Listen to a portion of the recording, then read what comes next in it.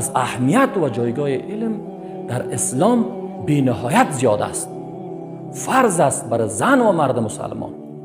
تمامی کشورهای پیشرفته را که شما میبینید همه‌اش توسط دانشمندا و علما و اینها جور شده، توسط زن و مرد دانشمند. نه که علم تنها به مردا باشه، علم بر زن و مرد فرض است. الله سبحانه و تعالی در قرآن کریم به صراحت به ما و شما میفرماید اعوذ بالله من الشیطان الرجیم هل یستوی الذین یعلمون والذین لا یعلمون؟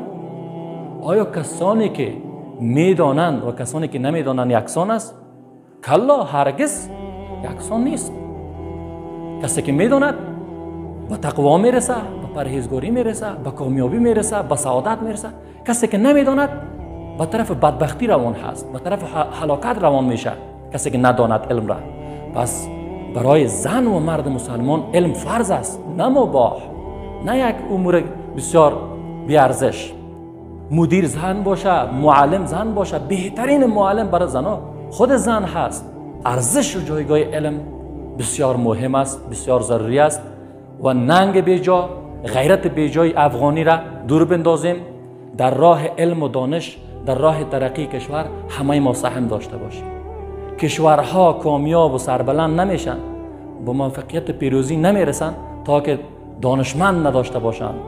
ما در همه امورات زندگی خود تلاش میکنیم، اما در فهم علم دانش اصلا زحمت نمیکشیم، مشکلات را نمیبینیم، سختی ها را نمیبینیم، در حالی که اسلام ما و شما را در اولین بحثش به خواندن تشویق میکنه، به خواندن امر میکنه. اقرأ، بخوان، یعنی بخوانید.